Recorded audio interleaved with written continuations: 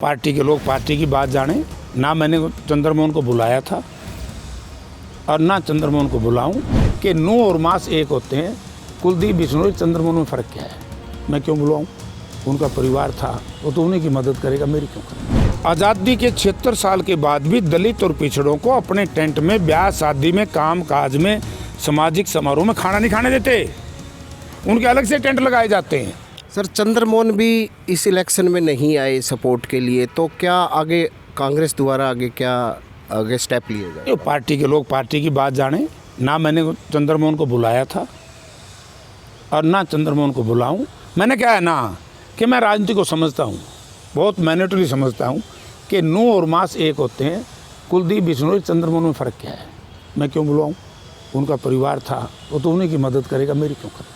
एक सर, सांसद ब्रजेंद्र सिंह जी ने एक जो आपके ऊपर हमला हुआ, वो कहे कि हिंसा नहीं होनी चाहिए। उन्होंने भी कहा इस तरह की घटना नहीं होनी चाहिए, पर उन्होंने एक पुरानी बात याद कराई 1979 में कि जब उनके पिताजी हारे थे, जब वो खुद छोटे थे और उनकी माँ और उनकी दादी जब जा रही थी जींद कार्यालय के सामने से गाड़ी जा रही थी, तो उनके समर्थकों ने उनकी गाड़ी पर हमला करवाया था। ये एक इन्होंने बयान दिया है। देखिए, अब सांसद ने क्या किया, मैंने तो उनका वो ट्वीट वगैरह को देखा नहीं, लेकिन वो ठीक है, ब्रजेंद्र सिंह उस वक्त बहुत छोटा था, इसमें कोई दो राय नहीं। लेकिन जो हमारा और उस वक्त की कांग्रेस का या ब्रजेंद्र सिंह के साथियों का झगड़ा हुआ था, सारा हिसार शहर को पता है। हमने किसी पे व्यक्तिगत हमला नहीं करवाया। अगर कोई ऐसा हमला हुआ है ब्रजेंद्र सिंह के ऊपर 32-33 साल पहले भी, तो मैं माफ़ी मांगूंगा। वो ये प्रूव करे कि हमला हुआ है। अगर कांग्रेस के उस वक्त कांग्रेस में थे लोग और मेरे बूथ लूट रहे थे, मैं जनता दल का कैंडिडेट था, ब्रजेंद्र सिंह जी कांग्रेस के कैंडिडेट थे, अगर बूथ पे झगड़ा करेंगे तो स्वाभाविक है।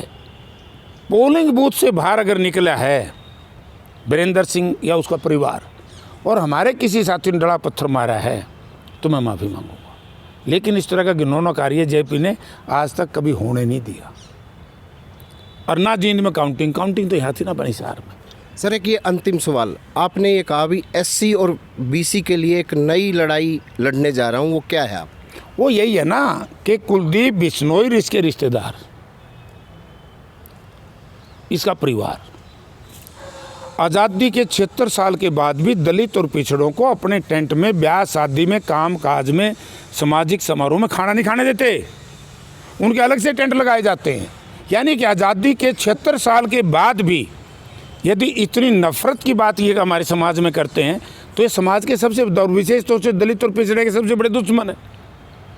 तो मैं आवाज़ उठाऊंगा, मैं दलितों के, पिछड़ों के घरों में जाऊंगा कि भाई आपके साथ ये अन्याय है, आप मेरा साथ दो या मैं आपका साथ दूंगा, हम लड़ाई लड़ेंगे। ये संवैधानिक मामला है।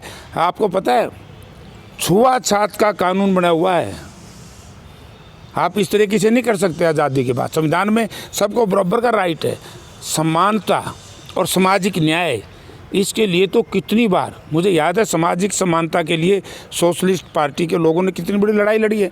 यहाँ तो सारा देश के लोग इकट्ठे होंगे कि एक ऐसा परिवार, एक ऐसा उनके रिश्तेदार इस तरह का घिनौना कार्य कर रहे हैं, तो वो मैं लड़ाई लड़ूंगा। मैं अब भी कह रहा हूँ सर, एक जो 2024 का जो चुनाव रहेगा, तो आदमपुर से आप लड़ेंगे, आपको पक्का टिकट मिल जाएगी? तो टिकट देना तो पार्टी का काम है, टिकट मैं बांटनियाँ होनी। लेकिन मैं 24 तक, लोगों ने मुझे वोट दी है, 24 का जब तक टिकट का तोड़ नहीं होगा, जयप्रकाश आदमपुर में रहेगा। जी, ये थे पूर्व केंद्रीय मंत्री जयप्रकाश। इन्होंने यही कहा कि वो यहाँ आदमपुर क्षेत्र में लगे रहेंगे, 2024 में भी यहाँ से चुनाव लड़ेंगे।